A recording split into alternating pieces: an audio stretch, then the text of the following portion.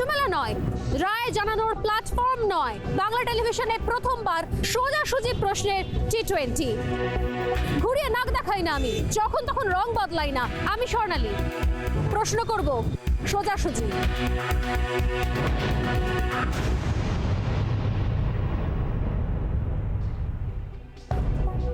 আজ মহাপঞ্চমী আর দেবীর আরাধনায় মানুষজনের ভিড়। শহর কলকাতা থেকে জেলা সর্বত্রই ছবিটা যেন খানিকটা একই রকম। প্রত্যেকেই ব্যস্ত প্যান্ডেল হপিংয়ে। দেবীর আরাধনা তো চলছে, কিন্তু এর মাঝেই দেবীর আরাধনায় কোথাও কি আমরা করোনাকে আবাহন করছি না? করোনার আরাধনা কি করছি না? এই সমস্ত প্রশ্ন করবার দায়িত্বেই আজ রয়েছি আমি পৌলমী। বর্তমানে কোভিড আবহে উৎসব মুখর গোটা বাংলা। রয়েছে স্বাস্থ্য দপ্তরের সতর্কবার্তা, প্রশাসনের তরফ থেকেও নেওয়া হচ্ছে একগুচ্ছ পদক্ষেপ। তবুও যেন কোথাও তাল কাটছে। পঞ্চমীতেই অসতর্কতার ছবি ধরা পড়ল আমাদেরই ক্যামেরায়। আগামী 5 দিন যদি এমন ছবি ধরা পড়ে, তাহলে তা নিয়ে চিন্তার যথেষ্ট অবকাশ রয়েছে বলেই মনে করছে রাজ্যের স্বাস্থ্য মহল।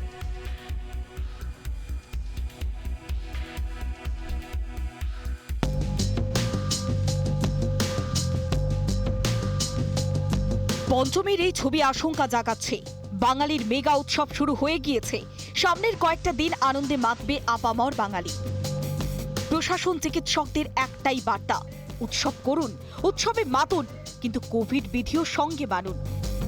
কিন্তু এখনো বহু মানুষ সেই সতর্ক বার্তা ধর্তব্যের মধ্যে আনছেন না। অন্তত এই ছবি এখন তাই বলছে। করোনা ছড়াচ্ছে তো, এই সময় মাস্ক পরতে হবে। একদমই। সবে বেরোলাম, মাস্ক ছিঁড়ে গেছে, আবার কিনবো। না মাস্ক বিস্কুট খেলাম, এইমাত্র বিস্কুট খেলাম। আইন তো আপনারা শেখাবেন, হাইকোর্টের রায় আছে, সাধারণ মানুষ কি ভাববে? সে তো অবশ্যই। বুধবার থেকে রাজ্যে করোনার গ্রাফ বাড়ছে কমছে। গত বুধবার রাজ্যে করোনার সংক্রমণের সংখ্যা ছিল 786, বৃহস্পতিবার 771, শুক্রবার 784, শনিবার 776। এমন একটি অবস্থায় পুজোয় অসাবধানতা আগামী দিনে তৃতীয় ঢেউয়ের কারণ হয়ে উঠতে পারে বলে মনে করছেন চিকিৎসকরা।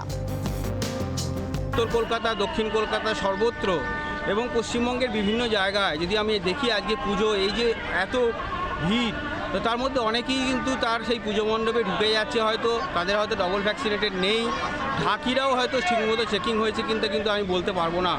কিন্তু এটা খুবই জরুরি দরকার, এবং বাচ্চাদের যেহেতু ভ্যাকসিন এখনও হয়নি, হয়তো ভ্যাকসিন চলে আসবে খুব তাড়াতাড়ি, কিন্তু ভ্যাকসিনেটেড যেহেতু এখনও হয়নি, এবারে আমি বলবো যে একজন ভ্যাকসিন বিশেষজ্ঞ হিসাবে যে বাচ্চারা এবার অঞ্জলি বাড়িতেই দিক। ইতিমধ্যেই রাজ্যের স্বাস্থ্য দপ্তরের পক্ষ থেকেও একাধিক সতর্ক বার্তা দেওয়া হয়েছে।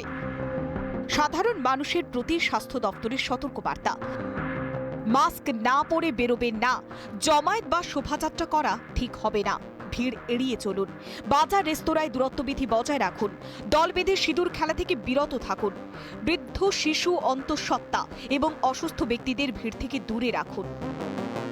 শারদোৎসব দিয়েই দেশজুড়ে উৎসবের মরশুম শুরু হয়, যা চলবে আগামী বছর জানুয়ারি পর্যন্ত। ফলে উৎসবের মরশুমে অতিরিক্ত সতর্ক থাকার পরামর্শ দিচ্ছেন চিকিৎসকরা। অসাবধানতা বশত ডেকে আনতে পারে যা তৃতীয় ঢেউকে, যা দ্বিতীয় ঢেউয়ের থেকে ভয়ানক হতে পারে। তার জন্য প্রশাসনের উদ্যোগ যেমন দরকার, তেমনি দরকার সার্বিক সচেতনতাও। রিপাবলিক বাংলা। আমরা দেখতে পাচ্ছি বিভিন্ন জায়গায় প্যান্ডেল হপিংয়ে বেরিয়েছে মানুষজন। কারোর মুখে মাস্ক রয়েছে, কারোর বা মুখে মাস্ক নেই। কেউ বা সেলফি তুলতে গিয়ে, কেউ বা গ্রুপি তুলতে গিয়ে সেই মাস্ককে সরিয়ে ফেলছে। আর এই সমস্ত ছবি যখনই সামনে আসছে, তখনই উদ্বিগ্ন চিকিৎসকরা, কেননা করোনা তৃতীয় ঢেউ করা নাড়ছে। আর যদি এই সময় মানুষ সচেতন না হয়, তাহলে পরিস্থিতি তো আরো ভয়ঙ্কর আকার ধারণ করবে। করোনার দ্বিতীয় ঢেউতে যেভাবে লক্ষ লক্ষ মানুষ আক্রান্ত হয়েছিল, প্রচুর মানুষ তাদের প্রিয়জনকে হারিয়েছে। তাই করোনার তৃতীয় ঢেউ নিয়ে বেশ খানিকটা সন্দিহান রয়েছেন চিকিৎসকরা। বারে বারে প্রত্যেকে বলছেন যে আনন্দ করুন, উৎসবে সামিল হন এবং একই সঙ্গে আনন্দও করুন, কিন্তু সব ক্ষেত্রে অবশ্যই কোভিড প্রোটোকল মেনে চলুন। কিন্তু আমরা যে পরিস্থিতি দেখতে পাচ্ছি শহর কলকাতা কেন বিভিন্ন জেলা জুড়ে, সেক্ষেত্রে বারে বারেই ঢিলে ঢালা মনোভাব। পুজো উদ্যোক্তারা অনেক সময় পদক্ষেপ গ্রহণ করেছে, আবার অনেক ক্ষেত্রে তারাও পদক্ষেপ গ্রহণ করছে না। কিন্তু আম জনতা কি সচেতন হচ্ছে? আর যদি না সচেতন হয় তাহলে তার মাসুল কে দেবে? একাধিক প্রশ্নও কিন্তু সামনে আসছে। আমরা বিস্তারিত আলোচনা করব। আমাদের সঙ্গে অতিথিরা রয়েছে, তাদের সঙ্গে আগে আলাপ করিয়ে দিই। আমাদের সঙ্গে রয়েছেন বিশিষ্ট চিকিৎসক ডক্টর অরিন্দম বিশ্বাস, আপনাকে স্বাগত জানাবো রিপাবলিক বাংলায়। আমাদের সঙ্গে রয়েছেন পুজো উদ্যোক্তা ভাস্কর সিনহা রয়, আপনাকেও স্বাগত জানাবো রিপাবলিক বাংলায়। এবং আমাদের সঙ্গে রয়েছেন বিজেপির মুখপাত্র ডক্টর অর্চনা মজুমদার, যিনি বিশিষ্ট চিকিৎসকও। এবং একই সঙ্গে আমরা যে বিষয়গুলো বারে বারে তুলে ধরছি যে অবশ্যই পুজোর দিনগুলোতে আনন্দ করুন এবং উদযাপন করুন, কিন্তু অবশ্যই কোভিড প্রোটোকল মেনে। কিন্তু সত্যি কি তা হচ্ছে? আমরা একবার যাব। আমাদের সঙ্গে রয়েছেন পুজো উদ্যোক্তা ভাস্কর সিনহা রয়। আমরা যে ছবিটা বারে বারে তুলে ধরছি রিপাবলিক বাংলার ক্যামেরার মাধ্যমে, যে প্রত্যেকেই পুজোর দিনগুলোতে আনন্দ করতে বেরোচ্ছে, কিন্তু কারোর মুখে মাস্ক নেই এবং গাদাগাদি করে ভিড় করছে। কোথাও গিয়ে কি মনে হচ্ছে না যে এইভাবে উৎসব মুখর বাঙালিকে আটকানোর জন্য প্রশাসনের আরো একটু তৎপর হওয়া প্রয়োজন ছিল? উৎসব মুখর বাঙালিকে যেভাবে সচেতন করেছেন পশ্চিমবঙ্গ সরকার সহ বিভিন্ন গণমাধ্যমে জানানো হয়েছে, আমরা আশা করব শুভবুদ্ধি সম্পন্ন মানুষ সেটা মেনে চলবেন। আমি আমাদের বিধাননগর বা সল্টলেকের একটি বড় পুজোর উদ্যোক্তা আর কি, আমি সভাপতি।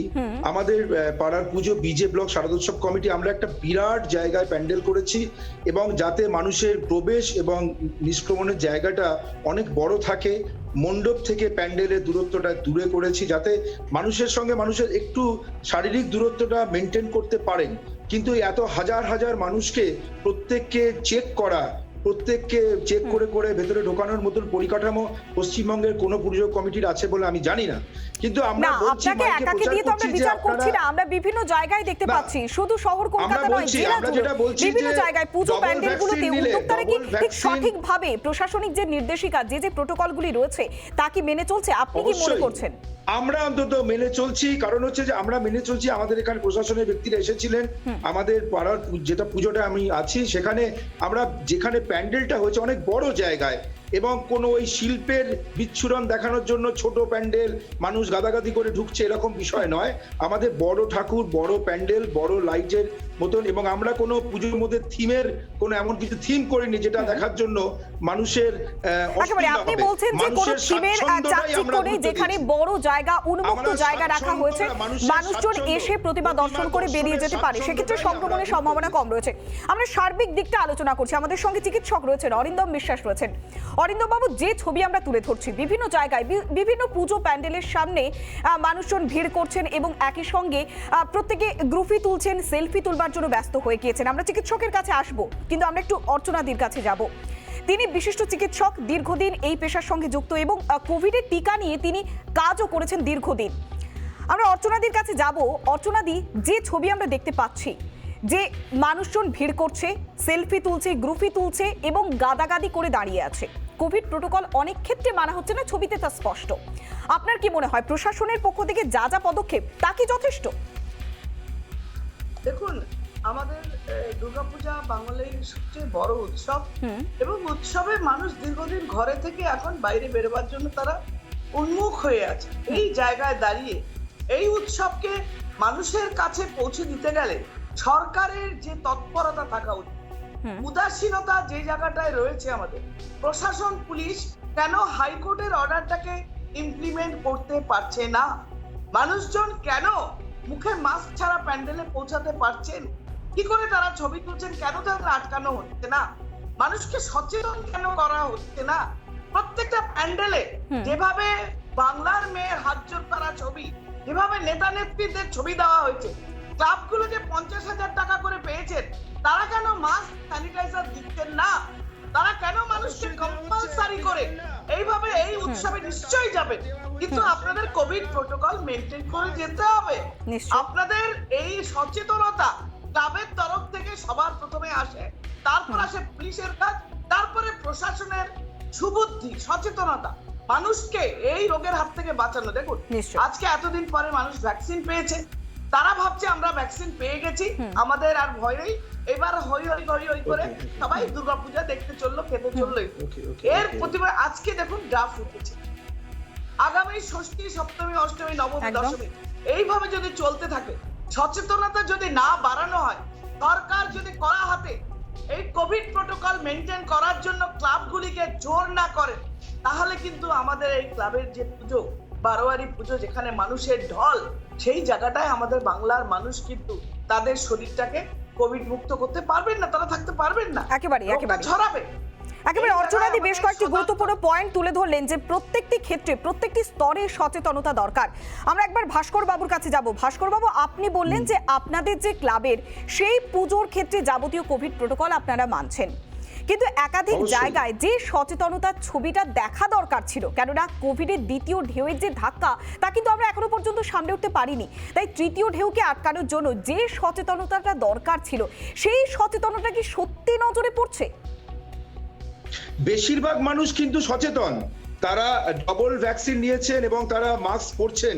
কিছু সংখ্যক মানুষ সেটা করছেন না, কিন্তু আমাদের বিভিন্ন জায়গা থেকে আপনি বিভিন্ন ক্লাবে গিয়ে দেখুন, তারা কিন্তু মাইকে প্রচার করছে এবং যাদের মাস্ক একেবারে আপনি যেটা বলছেন যে বিভিন্ন ক্লাব মাইকে প্রচার করছে, তারা তাদের যাবতীয় প্রোটোকল মেনে চলার চেষ্টা করছে, আমরা মেনে নিলাম আপনার কথা, কিন্তু ছবি অন্য কথা বলছে। ঠিক আছে, আমরা চিকিৎসকের কাছে যাব। ডক্টর অরিন্দম বিশ্বাস রয়েছে আমাদের সঙ্গে এবং আমাদের সঙ্গে যুক্ত হয়েছেন ডক্টর সুব্রতজ্যোতি ভৌমিক, যিনি ভ্যাকসিনের ক্লিনিক্যাল ট্রায়াল স্পেশালিস্ট। প্রত্যেককেই স্বাগত জানাবো রিপাবলিক বাংলা। আমরা একটু প্রথমে অরিন্দম বাবুর কাছে যাব। অরিন্দম বাবু, আমরা যে সামগ্রিক চিত্রটা দেখছি, মানুষজন ভিড় করছে, কোভিড প্রোটোকল মানছে না, মাস্ক ব্যবহার করছে না, স্যানিটাইজার ব্যবহার করছে না, তার পরিণতি কতখানি ভয়ঙ্কর হতে পারে? দেখুন, মানুষ যদি না বোঝে পরিণতি ভয়ঙ্কর হবে। তৃতীয় ঢেউ আসন্ন। যদি আজকে যে ব্যবহার আমি দেখছি, একটা জায়গায় যেখানে 1 ঘন্টা যাওয়ার কথা আবার গাড়িতে লাগছে, আমি গাড়িতে বসে আছি, যেতে পারছি না, মানে গাড়ির সমুদ্র। তো মানুষ যদি না বোঝে, আমার মনে হয় কোর্টও পারবে না, কোনো সরকারও পারবে না।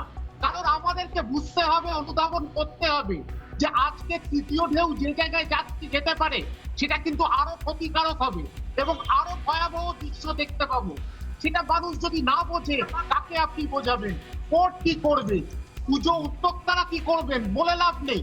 তো আমাদের এই ভিড়টা বন্ধ করতে হবে। তবে তালে তালে রাজনৈতিক ব্যক্তিরা কিন্তু এই মহালয় থেকে পুজো সুইচটা অন করে দিচ্ছে, সেটা কিন্তু আরো উৎসাহিত করেছে মানুষকে। এইখানে আরেকটু সচেতনতা দরকার ছিল, আরেকটু মানে আমি বলবো প্র্যাকটিক্যাল অ্যাটিটিউডটা দরকার ছিল। আরেকটু পরে করে হয়তো মানুষকে বোঝানো যেত যে পুজোটা এত সহজ নয়, এবার কোভিড নির্মূল হয়নি, তবুও মানুষের উৎসাহকে বাড়িয়ে দেওয়ার কিন্তু এটা একটা, এই পরিণতিটা আমাদের দেখতে হচ্ছে।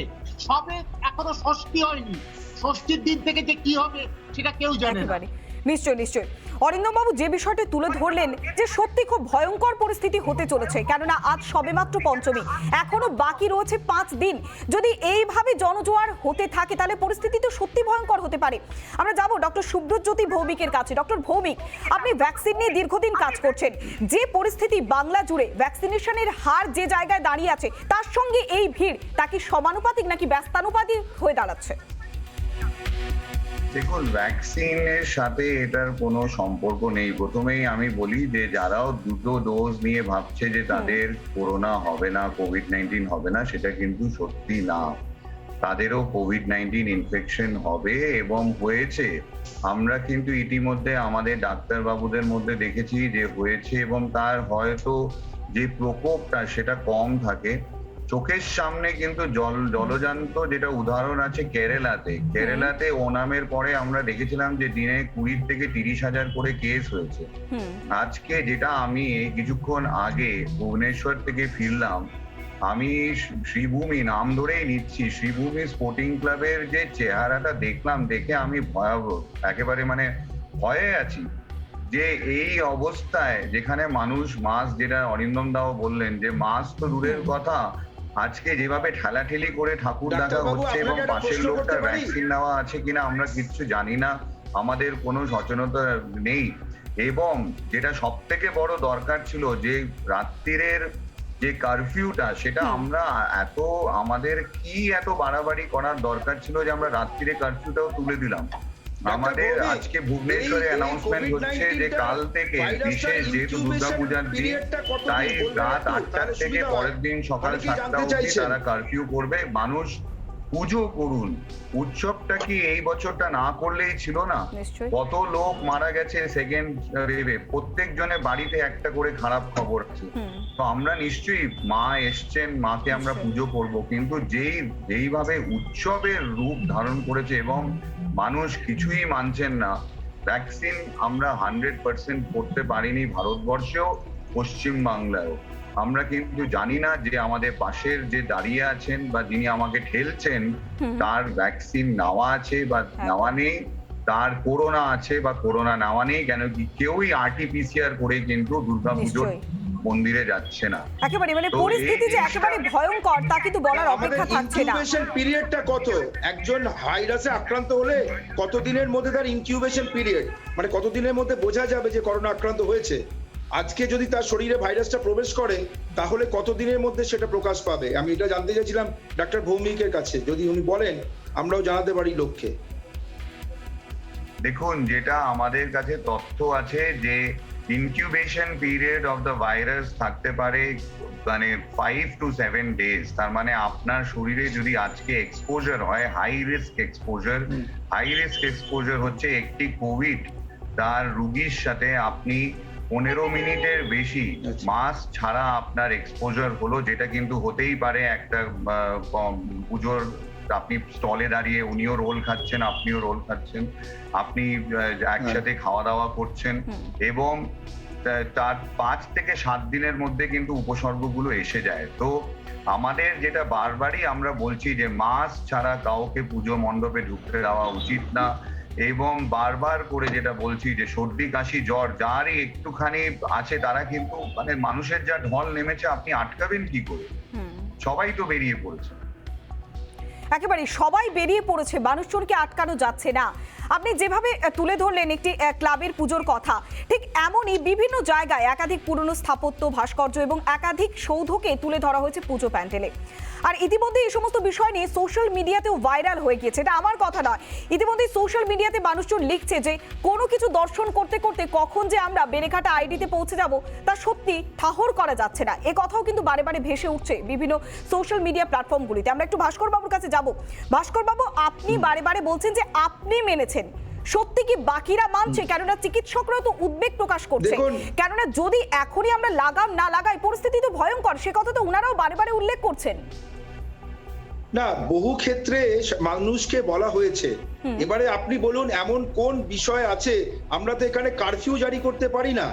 আমরা আনলক পিরিয়ডের মধ্যে চলেছি, মানুষকে বলা হচ্ছে তারা যাতে ভিড় এড়িয়ে চলেন, কিন্তু আমাদের সারা ভারতবর্ষে তো কোনো কারফিউ চলছে না।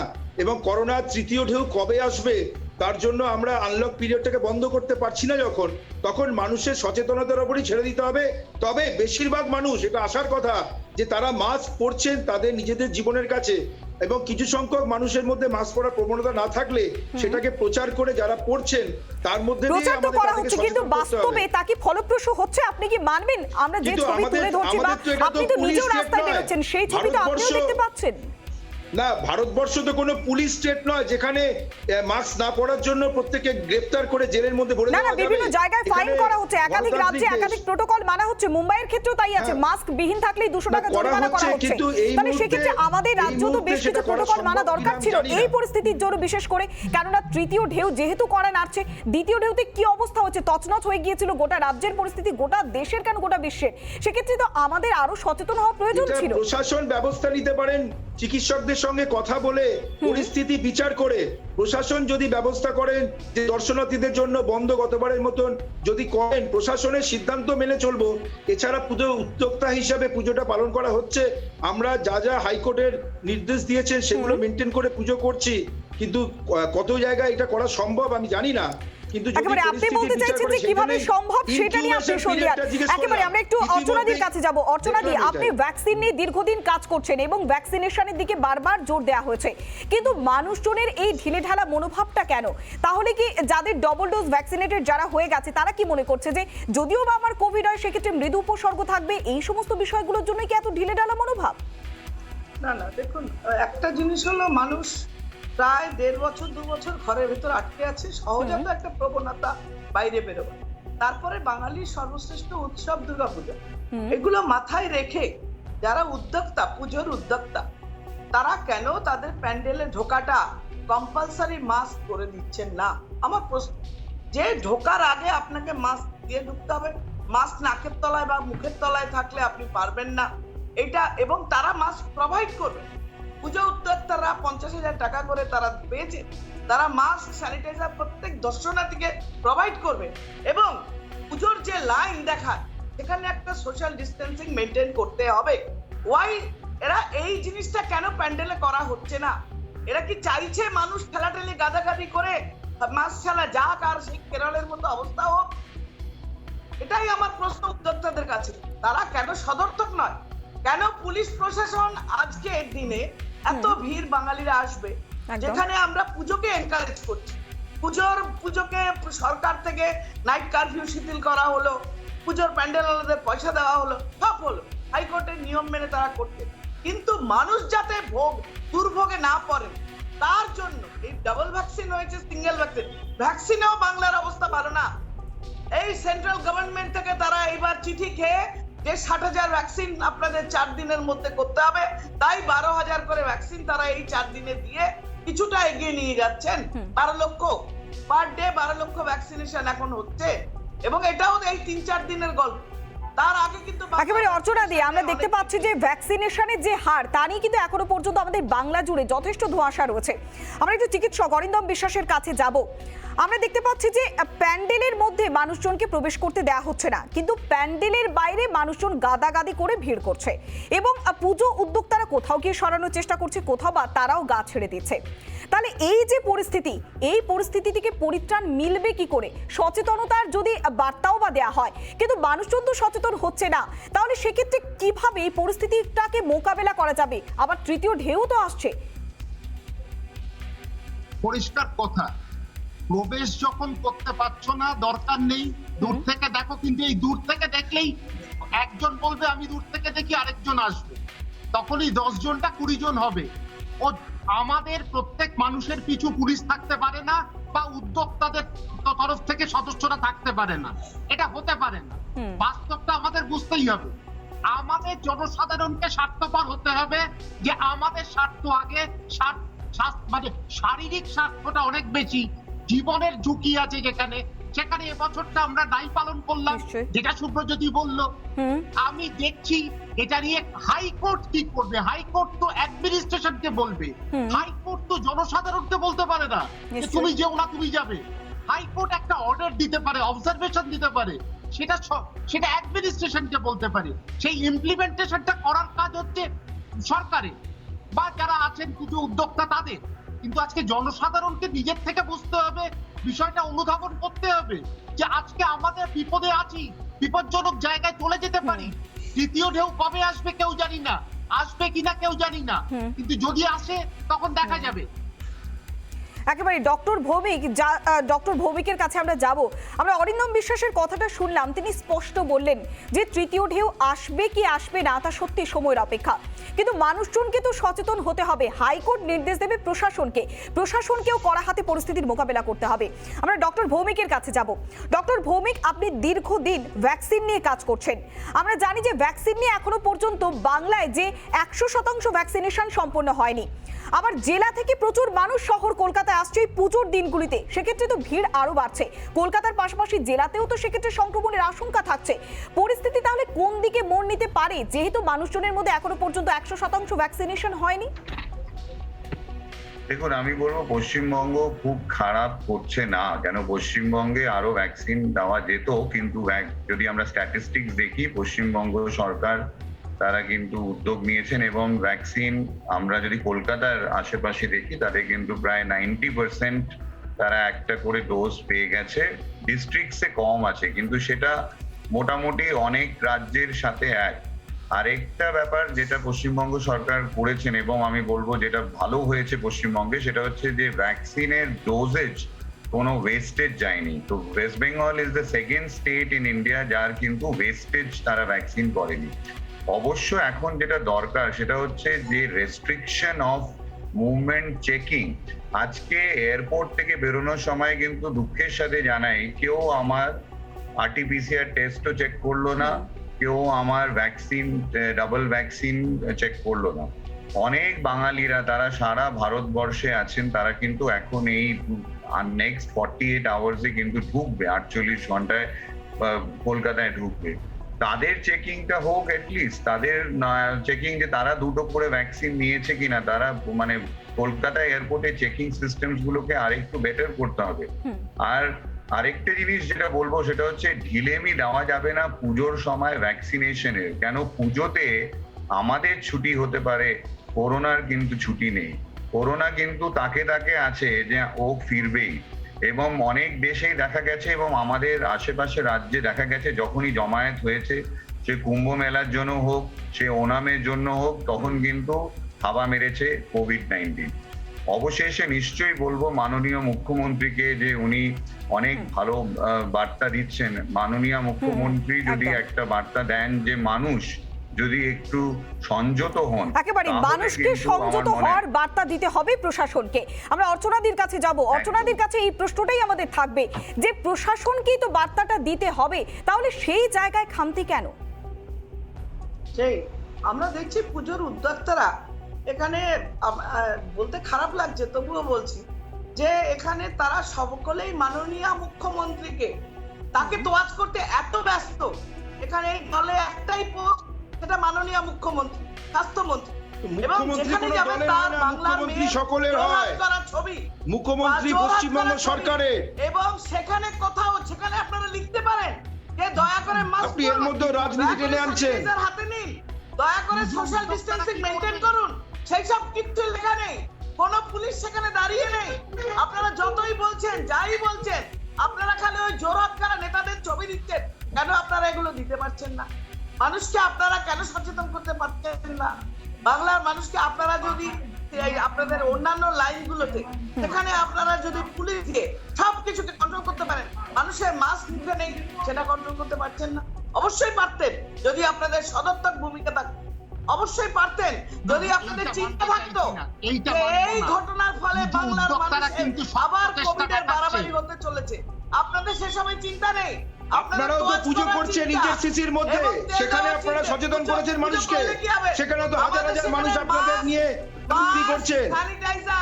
একটি রাজনৈতিক দল কেন্দ্রীয় সরকারের একটি জায়গাতে দুর্গাপুজো করছে, সেটা ইনডোরে, কোনো আউটডোর নয়, কোনো ইনডোরে এতগুলো মানুষকে সেখানে জড়ো করছেন, পুজোর নাম করে রাজনীতি করছেন। আপনার দলকে বলুন অর্চনা দেবী, সেটা সেই পুজোটা বন্ধ করুন, আমরা জানি। এবং সেই পুজোটা আমার বাড়ির খুব কাছেই হচ্ছে, সেখানে হাজার হাজার লোক ঢুকছে আপনার দলে। আপনারা একটা ইনডোরের মধ্যে পুজো করছেন, ইস্টার্ন জোনাল কালচারাল কমপ্লেক্স একটা দুর্গাপুজোর জন্য তৈরি হয়নি, আপনারা সেখানে দুর্গাপুজো করছেন পার্টির নামে। আপনারা কি কোভিড বিধি মানছেন? মাননীয় সেবার জন্য ওগুলো তৈরি হয়েছে, ইজেডসিসির মাননীয় কোথায় করছেন? আপনারা একটা কালচারাল কমপ্লেক্স ইনডোর, সেখানে আপনারা এয়ার কন্ডিশনের মধ্যে আপনারা দুর্গাপুজো করছেন একটা দলে, একটা সরকারি প্রেক্ষাগৃহ। একেবারে আমরা দেখলাম যে ভাস্কর বাবু আপনি যে বিষয়টা যখন সামনে আসছে, যেভাবে ভিড় উপেক্ষা করে মানুষজন মাস্ক বিহীন অবস্থায় প্যান্ডেল হপিং করছে, তাতে প্রশাসনের ভূমিকায় কি আপনি সন্তুষ্ট? একেবারে এক লাইনে। অবশ্যই প্রশাসনের ভূমিকায় সন্তুষ্ট, প্রশাসন সচেতন করেছে এবং উদ্যোক্তারাও সকলকে মাস্ক পরতে বলে, যাদের মাস্ক নেই তাদের হাতে মাস্ক দিচ্ছে। এবং এই 50,000 টাকা দেওয়া হয়েছে, সেই টাকাটা কোভিডের জন্যই, কোভিড নিয়ন্ত্রণের জন্য বা মানুষকে মাস্ক, স্যানিটাইজার এইসব কেনার ক্ষেত্রেই খরচ করতে হচ্ছে। গতবারও তাই হয়েছিল, এবারও তাই হচ্ছে। সুতরাং পশ্চিমবঙ্গ সরকার সম্পূর্ণ সদর্থক ভূমিকা পালন করছে। মাননীয় মুখ্যমন্ত্রী তিনি সকলের মুখ্যমন্ত্রী, তিনি কোন নির্দিষ্ট দলের নয়। অর্চনা দেবীর এই বক্তব্য মাননীয় মুখ্যমন্ত্রী আমরা এই বিষয়টি তর্কে যাচ্ছি না যে প্রশাসন কি পদক্ষেপ গ্রহণ করেছে বা সাধারণ মানুষ কেন সচেতন হচ্ছে না, এই প্রশ্নগুলো যেমন সামনে আসছে, পাশাপাশি যে যুব শক্তি বিষয়টি যা ছবিতে পরিষ্কার হচ্ছে যে পঞ্চমীর দিন জনজোয়ার, আর সেখানে মানুষজন কোভিড প্রোটোকল মানছে না। বিভিন্ন প্যান্ডেলের বাইরে এই ছবিটা বারে বারে উঠে আসছে রিপাবলিক বাংলার ক্যামেরায়, আর তখনই পরিষ্কার হচ্ছে যে আমরা দেবীর আরাধনা করছি নাকি করোনার আরাধনা করছি। অনেক ধন্যবাদ। আমাদের সঙ্গে ছিলেন বিশিষ্ট চিকিৎসক ডক্টর অরিন্দম বিশ্বাস, আমাদের সঙ্গে ছিলেন ডক্টর শুভ্রজ্যোতি ভৌমিক, ভ্যাকসিনের ক্লিনিক্যাল ট্রায়াল স্পেশালিস্ট, এবং একই সঙ্গে ছিলেন ভাস্কর সিনহা রায়, পুজো উদ্যোক্তা, এবং ছিলেন ডক্টর অর্চনা মজুমদার, যিনি নিজে চিকিৎসক এবং একই সঙ্গে বিজেপির মুখপাত্র। আমরা আরো বেশ কিছু গুরুত্বপূর্ণ খবর নিয়ে ফিরে আসবো, তবে ছোট্ট একটা বিরতির পর সঙ্গে থাকুন।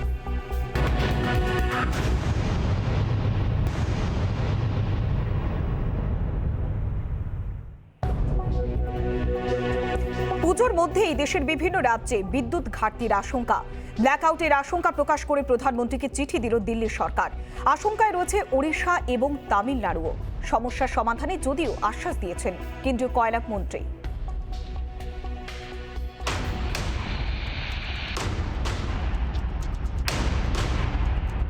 দেশে ব্যাপক বিদ্যুৎ ঘাটতির আশঙ্কা প্রকাশ করেছে রাজধানী দিল্লি। দেশের বিভিন্ন অংশেও এই পরিস্থিতির মুখোমুখি হওয়ার সম্ভাবনা রয়েছে বলে খবর। কয়লার আকাল। দেশের 135টি তাপবিদ্যুৎ কেন্দ্রের জ্বালানি কয়লা, তার মধ্যে 65টি কেন্দ্রের কয়লার ব্যাপক আকাল। দেশের 70% বিদ্যুতের যোগান দেয় এই কেন্দ্রগুলি। মাত্র 2-3 দিনের কয়লা মজুত রয়েছে বলে খবর। এর মধ্যে কয়লা না মিললে পুজোয় আঁধার নামবে। পরিস্থিতি অত্যন্ত ভয়াবহ আকার ধারণ করবে। ইতিমধ্যেই কয়লার ঘাটতি মেটাতে তৎপরতা শুরু করেছে কেন্দ্র। আশ্বাস দেওয়া হয়েছে দ্রুত সমস্যার সমাধান করা হবে। কয়লা ঘাটতির আশঙ্কা সবচেয়ে বেশি দিল্লিতে। দুদিনের মধ্যে কয়লার ব্যবস্থা না হলে গোটা রাজধানীতে ব্ল্যাকআউট অবশ্যম্ভাবী। ঘাটতির আশঙ্কায় দিল্লি, তামিলনাড়ু, ওড়িশা, গুজরাট, রাজস্থান, পাঞ্জাব। কেন্দ্রীয় কয়লা মন্ত্রী প্রহ্লাদ যোশী জানিয়েছেন আগামী 3-4 দিনের মধ্যে এই সমস্যা কেটে যাবে। রিপাবলিক বাংলা। আহেরি টোলার পর এবার রবীন্দ্র সরণি। পুজোর মধ্যে ফের শহরে বাড়ি ভেঙে মৃত্যুর ঘটনা। ফের কাঠগোড়ায় প্রশাসনের নজরদারি। প্রশ্ন উঠছে, আদেও কি নজরদারি আছে প্রশাসনের?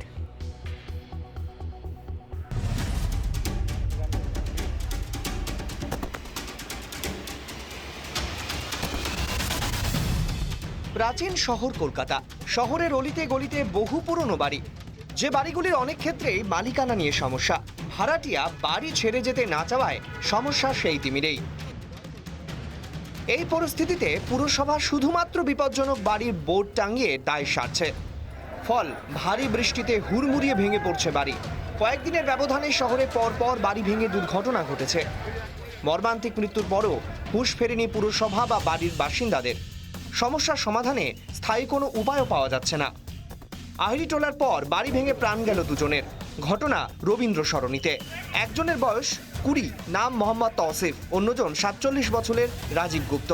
স্থানীয়রা জানান হঠাৎই বাড়ির বারান্দার একাংশ ভেঙে পড়ে।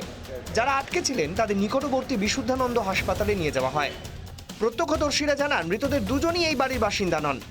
বাড়িটির পাশের রাস্তা দিয়ে যাওয়ার সময় ধসের নিচে চাপা পড়ে প্রাণ হারান দুজন। ধসের নিচে চাপা পড়ে আহত আরও কয়েকজন। কয়েকদিনের ব্যবধানে শহরে একাধিক পুরনো বাড়ি ভেঙে মৃত্যুর ঘটনা ঘটেছে। বারবার শহরে কেন ঘটছে মর্মান্তিক মৃত্যুর ঘটনা? প্রশ্ন অনেক, কিন্তু উত্তর নেই। নোটিশ দেওয়া হয়েছিল বলেই বারবার দায় এড়াচ্ছে পুরসভা। রিপাবলিক বাংলা। স্কুলের জমি দখল করে বহুতল নির্মাণের প্রতিবাদে এবার উত্তেজনা। বিক্ষোভ দেখায় নিউ টাউন, তারুলিয়া, যদুনাথ, মাধবচন্দ্র স্কুলের প্রাক্তনী সহ এলাকার বাসিন্দারা। অভিযোগ, স্কুলের জমি এবং পার্শ্ববর্তী সরকারি জমি অধিগ্রহণ করে বহুতল নির্মাণ করা হচ্ছে।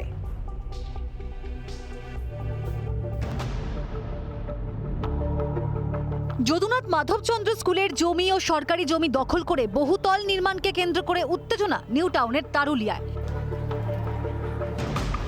অভিযোগ, 13 বছর আগে এই অঞ্চলে নির্মাণ শুরু করা হলে তৎকালীন বিরোধী দলের বিধায়ক ও বর্তমান বনমন্ত্রী জ্যোতিপ্রিয় মল্লিকের তদারকিতে এই বেআইনি বহুতল নির্মাণের কাজ বন্ধ করে দেওয়া হয়। কিন্তু বিগত কয়েক মাস ধরে সেখানে আবারও বহুতলের কাজ শুরু হওয়ায় ক্ষোভে ফুঁসছেন এলাকার বাসিন্দারা। রাস্তার জমিও ঢুকেছে তাহলে এই যে এত বড় বাড়ি হচ্ছে, কেউ মদত দিচ্ছে? কি মদত পাচ্ছে বলেই তো করছে, না তো অজান্তে করছে কি করে? আমি এ লক্ষ্যে অনেকবার বলেছি যে আমার সঙ্গে বসুন, বসে আগে মিটিং করুন, করে আমার সঙ্গে সেটিং করুন, করুন। আমি 144 করেছি, 107 করেছি, তা সত্ত্বেও ফাঁসি জানা হয়েছে। স্থানীয় বাসিন্দাদের দাবি, অবিলম্বে স্কুলের জমি ও সরকারি রাস্তা জমি ফিরিয়ে দেওয়া হোক। সবাই তো চোখে নিশ্চয়ই আছে লাগছে, আমরা চাই যে সবাই জানুক স্কুলের গায়ে বন্ধ হোক, স্কুলের জমি ফিরিয়ে দেওয়া হোক। এমনকি এখানে ভেস জমিও আছে, ভেস জমির উপরও বিল্ডিং হচ্ছে। কারণ আমি ছোটোবেলা থেকে, যখন আমার 8 বছর বয়স, 9 বছর বয়স, তখন থেকে আমি এই বাগানে রক্ত দিয়ে আছে। এই জমি এই পর্যন্ত ভেস জমি আছে, এই কলম পর্যন্ত এটা ভেস জমি আছে, ভেস জমি। ভেসটার ওপরে ওর কোনো বিল্ডিংয়ের ছাড় নেই। কারণ আমার বাবা যখন এখানে বাউন্ডারি দিত, এখানে দিত, তখন মাঝে মাঝে পুলিশ আসতো, স্কুল আসতো, আমার বাবার তো ঝামেলা হতো স্কুলের ছাত্রদের সাথে, এখান থেকে গিরতে দেবেন না, রাস্তা চিনি ছেড়ে দাও। একসময় যাদের মধ্যস্থতায় এই বহুতল নির্মাণ বন্ধ হয়েছিল, এখন তারা শাসক দল। অভিযোগ তাঁদেরই একাংশের মদতে প্রমোটাররা এই নির্মাণ পুনরায় শুরু করেছেন। সেও স্কুলের প্রাক্তন স্টুডেন্ট, তাহলে তার কেন ঘুম ভাঙছে না, সে কেন জানে না?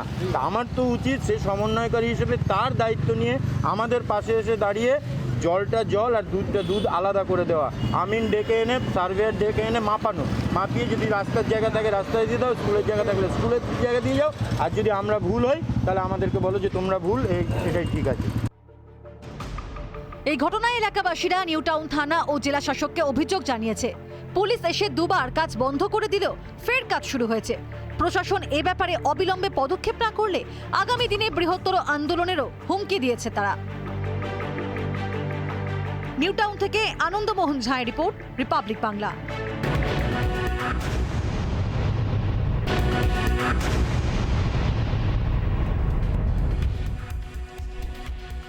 ঘরে ফিরেছেন উমা, পুজোর আনন্দে মেতেছে 8 থেকে 80।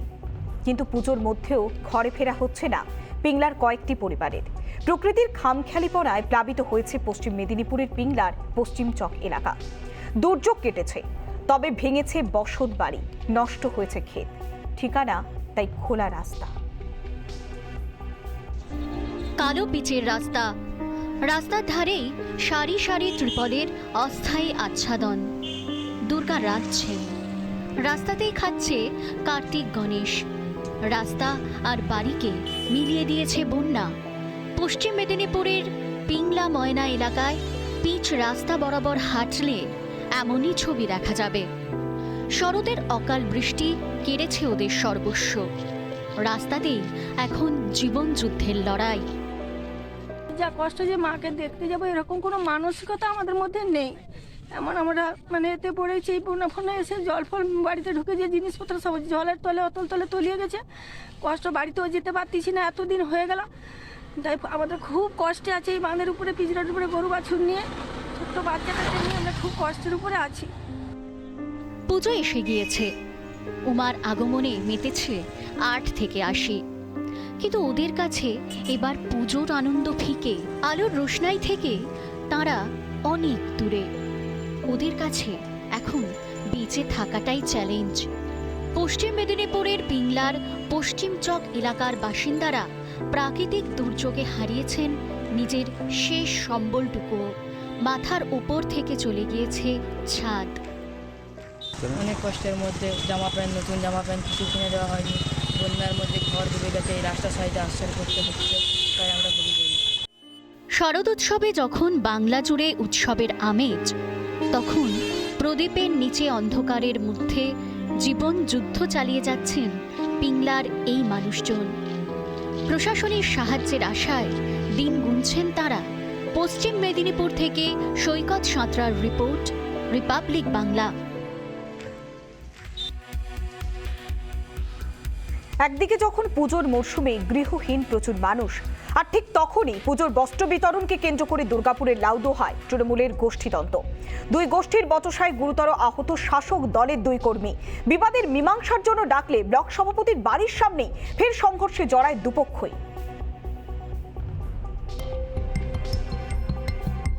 বস্ত্র বিতরণ ঘিরে তৃণমূলের 2 গোষ্ঠীর সংঘর্ষ। বস্ত্র বিতরণের কর্তৃত্ব কার হাতে থাকবে সেই নিয়ে 2 পক্ষের মধ্যে বচসা বাঁধে বলে স্থানীয় সূত্রে খবর। আহত হন তৃণমূল নেতা নাজিম উদ্দিন। তারা কণ্ঠস্বীতা করে দিয়েছিল। হুসেন তরফদার আবার আজকে সুবিধাকে ফোন করে আমাদেরকে কোয়ার্টারে আসতে বললেন, ওরাও আগে এসেছিল। তারপর সুবিধা ফোন করেছিল, হ্যাঁ, আমরা আবার এলাম। এই ঘটনায় দলেরই মুখ পুড়ল বলে মনে করছেন তৃণমূলের স্থানীয় নেতৃত্ব। অশান্তি হয়, ভালো দলের ভাবনা নিশ্চয়ই অসুবিধা হবে, ক্ষতি হবে। নেতৃত্বকে জানাননি আপনারা এইভাবে চলছে? জানিছি নেতৃত্ব কি করবে, নেতৃত্ব বিপক্ষে বসে করার জন্যই তো ডেকেছিল। ঘটনার তীব্র নিন্দা বিরোধীদের। ভারতীয় জনতা পার্টির নব্য যারা তৃণমূল জয়েন করেছে তারা এই অশান্তি পাকাচ্ছে। দেখুন, ভারতীয় জনতা পার্টির নিজস্ব সিস্টার আছে, অধিকার আছে, কালচার আছে। ভারতীয় জনতা পার্টি নিজের অনুষ্ঠান শান্তিপূর্ণভাবে করে থাকে এবং আমরা নিজেরাই দুর্গাপুরে বিভিন্ন জায়গায় বস্ত্র বিতরণ কর্মসূচি করছি এবং শান্তিপূর্ণভাবে। আজকে তৃণমূল দলটা বিক্রি হয়ে গেছে। দুর্গাপুর থেকে রমেন মজুমদারের রিপোর্ট, রিপাবলিক বাংলা।